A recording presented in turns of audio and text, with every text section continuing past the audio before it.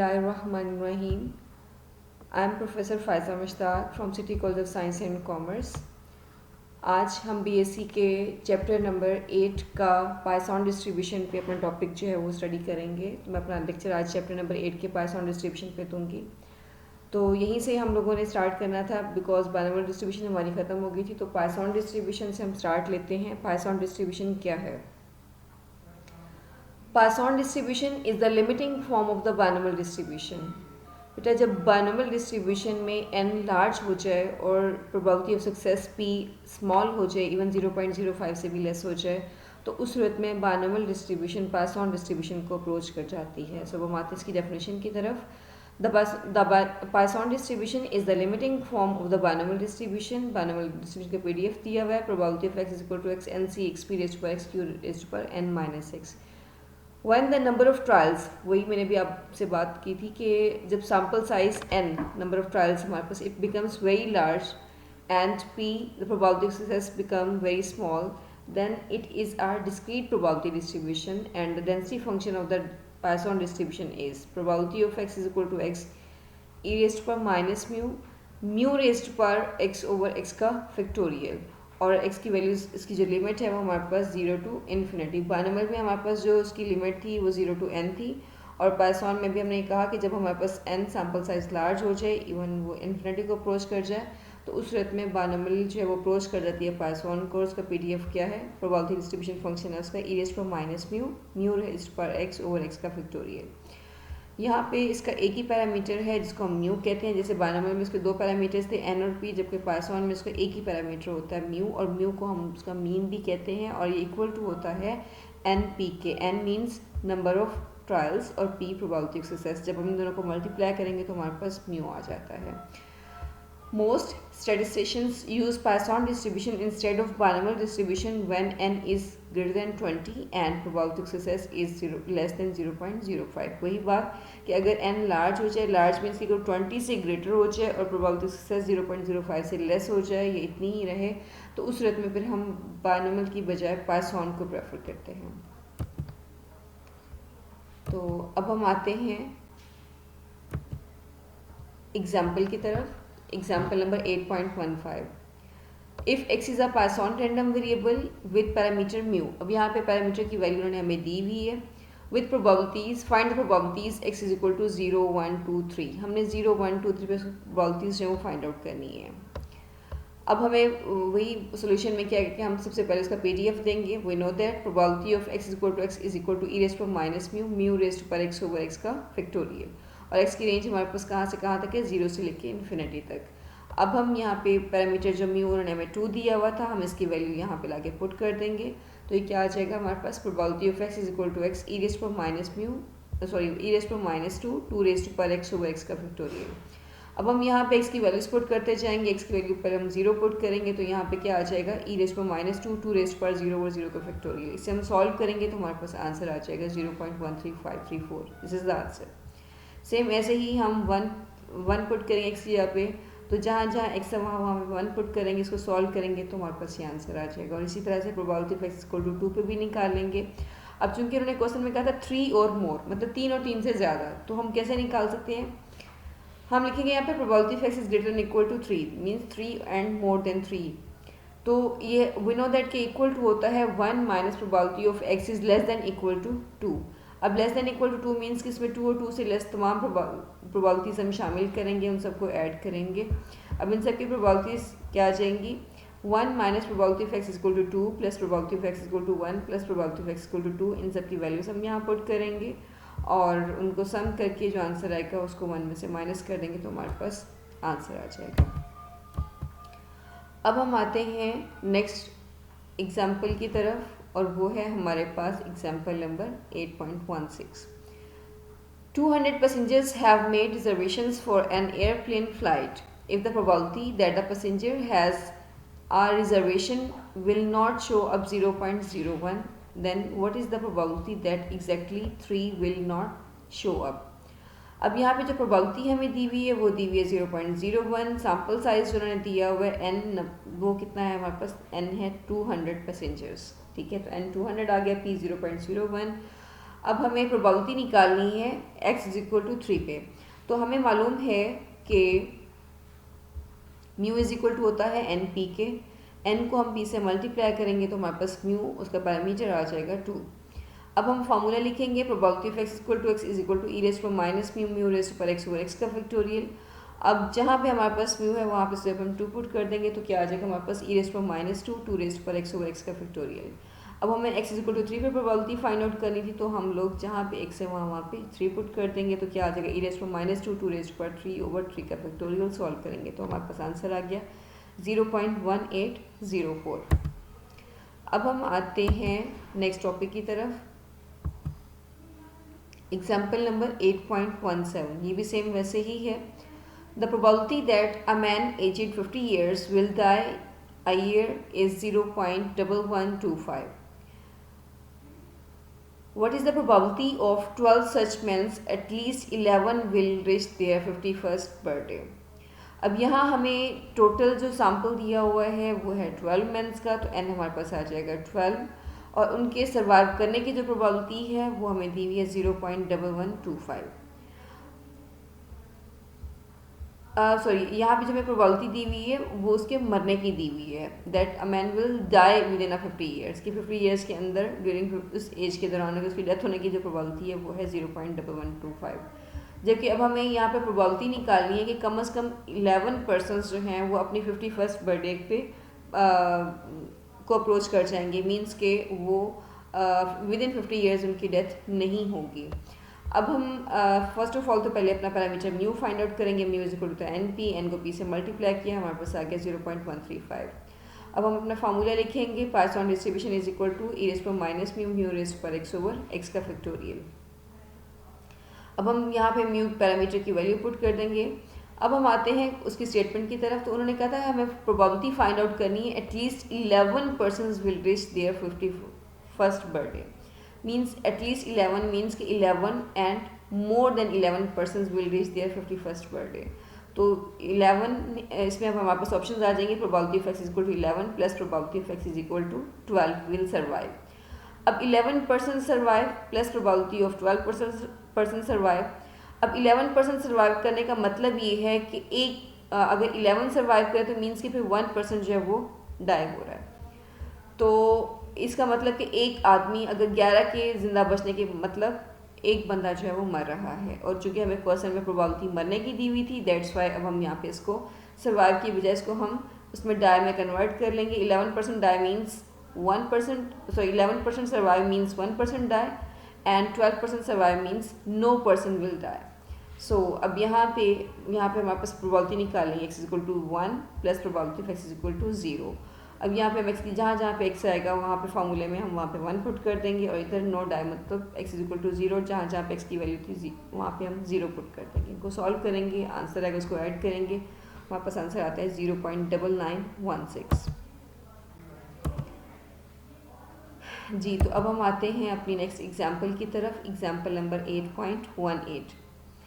A sampling plan calls for taking 100 items for a very large lot, which is 1% defective। अब यहाँ पे defective कितने हैं हमारे पास 1%, 1% मीन 1 out of 100, ठीक है, तो it will be 0.01। Let X be a number of defective founds in the sample of 100 and हमारे पास 100 था, यहाँ पे हमने लिख लिया। Construct the table of probability of x equal to X for X is equal to 0, 1, 2, 3, 4 using first binomial probability distribution and then Poisson distribution. So अब हमें इस क्वेश्चन को दोनों डिस्ट्रीब्यूशन से हमें से सॉल्व करना है। इस पर हमें बायनॉमियल डिस्ट्रीब्यूशन भी अप्लाई करनी है और पाइथन डिस्ट्रीब्यूशन भी। तो सबसे पहले हम ऐसा करते हैं कि हम बायनॉमियल डिस्ट्रीब्यूशन की तरफ आते हैं। हमें पता है कि बायनॉमियल डिस्ट्रीब्यूशन का पीडीएफ होता है NCX p raised to power x q raised to power n minus x। अब हमें n उन्होंने 100 दिया हुआ था, p की वैल्यू 0.01, तो q will be equal to 1 minus p, 1 minus 0.01 it will be 0.99, और x की वैल्यूज उन्होंने हमें दी हुई है 0, 1, 2, 3, 4। इस पर हमें प्रोबेबिलिटीज चेक करनी है। तो पहले हम probability of x is equal to 0 लेंगे, तो क्या आ जाएगा 100 से 0, 0.1 raise to power 0 and 0.99 raise to power 100 minus 0। इसे सॉल्व करेंगे हमारे पास आंसर आ जाएगा 0.366। Similarly probability of x equal to 1, 2, 3 and 4 पे हम प्रोबेबिलिटीज निकाल लेंगे और वो हमारे पास ये रिस्पेक्टिव आंसर्स जो हैं वही लिखे हुए हैं। अब हम आते हैं इसी डाटा को अब हमने किस में कन्वर्ट करना है, किस पे पुट करना है, पाइथन डिस्ट्रीब्यूशन पे फिट करना है। तो फर्स्ट ऑफ ऑल हम लोग पाइथन डिस्ट्रीब्यूशन का PDF लिखते हैं। हमें पता है कि पाइथन डिस्ट्रीब्यूशन का PDF होता है probability of x equal to e raise पर माइनस म्यू म्यू रेज़ पर x ओवर x का फैक्टोरियल। फर्स्ट ऑफ ऑल हमें यहाँ इसका पैरामीटर फाइंड आउट करना है म्यू, और हमें पता है कि म्यू इक्वल टू होता है NP के n को p से मल्टीप्लाई कर देंगे, आंसर आ जाएगा 1। सो म्यू की वैल्यू आ गई हमारे पास 1। तो अब हम उस PDF में जहाँ जहाँ पे हमारे पास म्यू था वहाँ हम 1 पुट कर देंगे, तो हमारे पास रिजल्टिंग फॉर्म आती है, इक्वेशन आती है probability of x is equal to e raise पर माइनस 1 रेज़ पर x ओवर x का फैक्टोरियल। अब हम यहाँ पर x की वैल्यूज पुट करते जाएंगे, x की वैल्यू 0 पुट करेंगे तो क्या आ जाएगा e रेज़ पर माइनस 1 रेज़ पर 0 ओवर 0 का फैक्टोरियल। इसे सॉल्व करेंगे आंसर आ जाएगा 0.3679। सिमिलरली हम probability of x equal to 1, 2, 3 and 4 को पुट करेंगे इस इक्वेशन में और हमारे पास रिस्पेक्टिव आंसर्स आ जाएंगे। अब हम इसका एक कंपैरेटिवली ग्राफ बना देंगे कि हमारे पास बाइनोमियल डिस्ट्रीब्यूशन को फिट करने से और पाइथन को फिट करने से आंसर्स क्या आते हैं। तो x की वैल्यूज थी हमारे पास 0, 1, 2, 3, 4। बाइनोमियल डिस्ट्रीब्यूशन से हमारे पास ये आंसर्स आए और वही पाइथन डिस्ट्रीब्यूशन से हमारे पास जो आंसर ये आई, इनका कंपेरिजन किया गया जी। तो अब हम आते हैं अपने नेक्स्ट टॉपिक की तरफ और ये है हमारे पास पाइथन फ्रीक्वेंसी डिस्ट्रीब्यूशन। बेटा जैसे हम लोगों ने बाइनोमियल फ्रीक्वेंसी डिस्ट्रीब्यूशन पढ़ा था, सेम वैसे ही अब हमारे पास पाइथन फ्रीक्वेंसी डिस्ट्रीब्यूशन है। बाइनोमियल फ्रीक्वेंसी डिस्ट्रीब्यूशन को थोड़ा सा आप लोगों को रिमाइंड करवाती हूँ कि आप लोग उसे याद करें। तो हम लोगों ने क्या कहा था कि जब बाइनोमियल डिस्ट्रीब्यूशन को हम कैपिटल N मीन्स टोटल जो फ्रीक्वेंसीज हैं उससे अगर हम मल्टीप्लाई कर दें कैपिटल N से, तो बाइनोमियल डिस्ट्रीब्यूशन किस में कन्वर्ट हो जाता है, बाइनोमियल फ्रीक्वेंसी डिस्ट्रीब्यूशन में। सेम ऐसे ही हम लोग अगर कैपिटल N को बाइनोमियल प्रोबेबिलिटी डिस्ट्रीब्यूशन से मल्टीप्लाई कर देंगे तो वो किस में कन्वर्ट हो जाएगा, वो बाइनोमियल डिस्ट्रीब्यूशन से पाइथन फ्रीक्वेंसी डिस्ट्रीब्यूशन में कन्वर्ट हो जाएगा। तो हम आते हैं इसकी डेफिनेशन की तरफ। सेम ऐसे इन्होंने डेफिनेशन लिखी हुई है इसकी। If the Poisson probability distribution is multiplied by the capital N, then the number of set or experiment each of n trials, the resulting distribution is known as Poisson frequency distribution, and it is denoted as n multiplied by probability of x is equal to n into e raised to minus mu raised to x over x का factorial, और इसकी range वही 0 से लेके n तक। अब हम आते हैं इसके एग्जाम्पल की तरफ। अब इन्होंने हमें क्वेश्चन दिया हुआ है example number 8.19। For a machine making parts there is a small probability 0.002 for a part to be a defective. The parts are supplied in the bundle of 10। Calculate approximately the number of bundles containing no defective, 1 defective and 2 defective in a consignment of 10,000 bundles. अब यहाँ 10,000 क्या है, हमारे पास capital N है। Given that e raise पर minus 0.02 is equal to 0.9802। इन्होंने आपको वैल्यू खुद से कैलकुलेट करके दे दी है। अब हम आते हैं इसके सॉल्यूशन की तरफ। तो प्रोबेबिलिटी इन्होंने हमें दी हुई थी 0.002। सैम्पल साइज कितने का दिया हुआ था, the parts are supplied in bundles of 10। तो सैम्पल साइज मीन्स के स्मॉल n हमारे पास क्या है, 10 है। हम म्यू निकालेंगे, म्यू इज इक्वल टू होता है NP के। तो हमारे पास आंसर आता है 10 multiply by 002 is equal to 0.02। ये आ गया हमारे पास म्यू। अब हमें पता है कि पाइथन डिस्ट्रीब्यूशन का PDF क्या होता है, e raise to minus mu raise to x over x का फैक्टोरियल। माइनस म्यू हम म्यू की वैल्यू पुट कर देंगे यहाँ पे, तो क्या आ जाएगा e रेज़ टू माइनस 0.02 और 0.02 raise to x over x का फैक्टोरियल।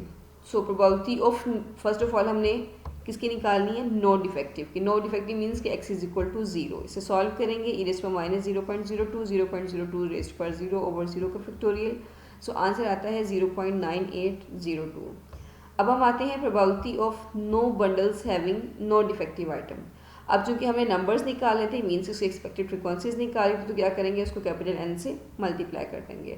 तो जैसे ही हमें 0.9802 को कैपिटल N, हमारे पास क्या था, कैपिटल N था 10,000, उससे मल्टीप्लाई करेंगे तो हमारे पास आंसर आ जाएगा 9802। सिमिलरली हम one defective and two defective पे प्रोबेबिलिटीज फाइंड आउट करेंगे। One defective means x is equal to 1, इसकी प्रोबेबिलिटी निकालेंगे, उसके PDF में पुट करके आंसर आता है 0.0196। और जैसे ही अब हम इसको कैपिटल N से मल्टीप्लाई करेंगे तो क्या आ जाएगा हमारे पास, उसकी फ्रीक्वेंसी आ जाएगी। तो number of bundles having one defective item is equal to n को मल्टीप्लाई कर देंगे, वही probability of x equal to 1 से, तो आंसर आता है हमारे पास 10,000 multiply by 0.0196 is equal to 196। Same ऐसे ही अब हम probability x is equal to 2 पे फाइंड आउट कर लेंगे। Probability of two defective item is equal to probability of x is equal to x is equal to e raise to minus 0.02 0.02 raise to power 2 over 2 का factorial. Solve किया, answer आ गया हमारे पास 0.0002। अब हम उसकी एक्सपेक्टेड फ्रीक्वेंसी निकालेंगे। Number of bundles having two defective items capital N से मल्टीप्लाई कर देंगे, इसकी प्रोबेबिलिटी का जो भी आंसर निकला था तो आंसर आता है हमारे पास 2। ये थी एग्जांपल नंबर 8.19। आज के लेक्चर का हमारा लास्ट टॉपिक, अब हम करने जा रहे हैं प्रॉपर्टीज़ ऑफ पाइसॉन डिस्ट्रीब्यूशन। बेटा जैसे हमने बाइनोमियल डिस्ट्रीब्यूशन की प्रॉपर्टीज़ पढ़ी थी, सेम ऐसे ही हमारे पास पाइसॉन डिस्ट्रीब्यूशन की प्रॉपर्टीज़ हैं। इसकी सबसे पहले तो इसकी फर्स्ट प्रॉपर्टी हमारे पास क्या है, the Poisson distribution is a discrete probability distribution and its density function is. जैसे हमने बाइनोमियल का PDF वहाँ पे दिया था, सेम यहाँ पे हम इसका PDF देंगे कि इसका PDF क्या होता है, e raise to minus mu raise to power x over x का फैक्टोरियल, उसकी रेंज है 0 से लेके इन्फिनिटी तक। अब हम आते हैं इसकी सेकेंड प्रॉपर्टी की तरफ, the Poisson distribution has only one parameter which is equal to mu. अभी हमने स्टार्ट में जब टॉपिक हमने स्टार्ट किया था तो तभी मैंने आपको बताया था कि बाइनोमियल के जैसे दो पैरामीटर्स होते हैं n और p, तो पाइसॉन डिस्ट्रीब्यूशन का एक ही पैरामीटर होता है और वो क्या होता है, म्यू। और म्यू क्या होता है, मीन होता है। इसको कैसे फाइंड आउट करते हैं, mu is equal to NP।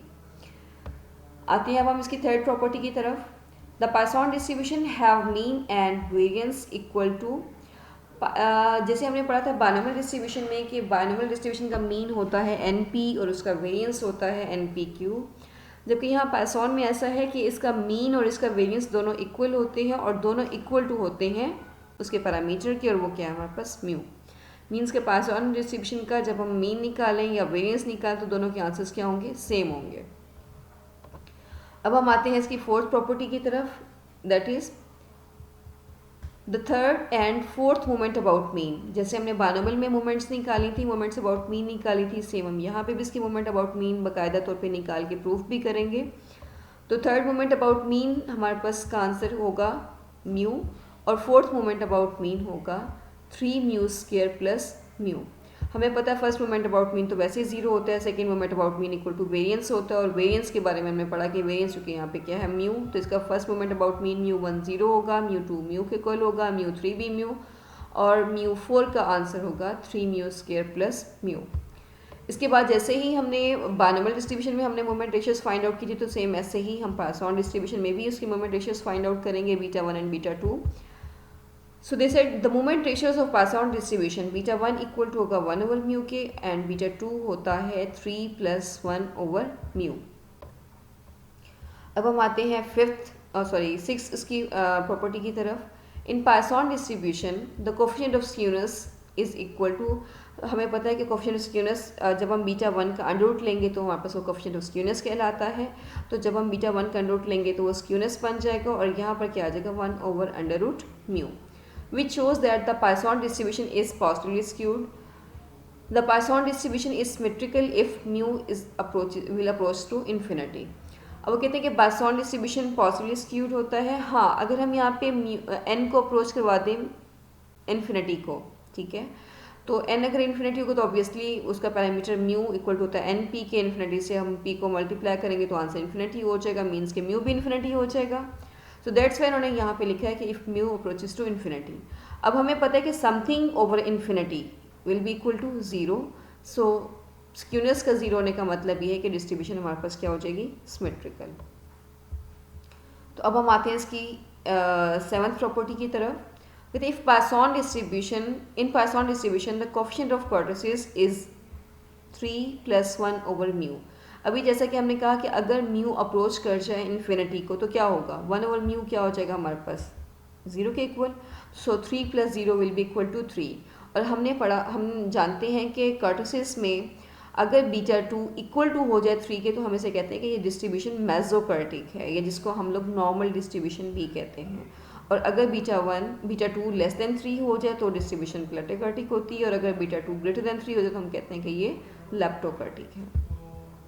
सो अगर हम यहाँ पे म्यू को अप्रोच करवाएंगे 0 के तो क्या हो जाएगा, एन अप्रोचेस करेगा इन्फिनिटी को तो मीन्स म्यू भी इन्फिनिटी है, और म्यू जैसे इन्फिनिटी होगा तो हमारे पास ये डिस्ट्रीब्यूशन क्या हो जाएगी, इक्वल टू हो जाएगी, इसके कर्टोसिस इक्वल टू हो जाएगा 3 के, जिसका मतलब ये कि पाइथन डिस्ट्रीब्यूशन क्या है, किसको अप्रोच कर जाएगी, कि नॉर्मलिटी को अप्रोच कर जाएगी। अब हम आते हैं इसकी 8th प्रॉपर्टी की तरफ। The moment generating function of Poisson distribution is equal to e⁻μ into e⁻t−1। जैसे हमने बायनोमियल में इसका moment generating function find out किया था, सेम ऐसे ही हम यहाँ पर भी इसका moment generating function find out करेंगे। और इसकी लास्ट प्रॉपर्टी है रिप्रोडक्टिव प्रॉपर्टी, वो कहते हैं कि if x is a Poisson random variable with parameter mu, and एक और वेरिएबल हमारे पास है y, वो कहते हैं y is also a Poisson random variable with parameter v। Means कि x और y दो हमारे पास रैंडम वेरिएबल्स हैं, x का पैरामीटर म्यू और y का पैरामीटर अगर v हो, then x + y is also a Poisson random variable, और उसका पैरामीटर होगा म्यू + v के। तो ये था आज का हमारा टॉपिक। कल इंशाल्लाह नेक्स्ट अब हम बाकी जो है वो टॉपिक्स को आगे देखेंगे, पाइथन को हम कंप्लीट करेंगे। तो उम्मीद है कि आप लोगों ने इसको अंडरस्टैंड किया होगा। अगर आप लोगों में से किसी को कोई प्रॉब्लम होगी तो आप लोग एनी टाइम व्हाट्सएप पे या आप लोग यहीं पे मैसेज करके आप हमसे क्यूरी कर सकते हैं। और आप सबसे रिक्वेस्ट है कि बेटा अपने घर में रहिएगा, अपना ख्याल रखिएगा, और जो इंस्ट्रक्शंस आपको दी जा रही हैं आप उसको फॉलो कीजिएगा। थैंक यू बेटा, थैंक यू सो मच। अल्लाह हाफिज़।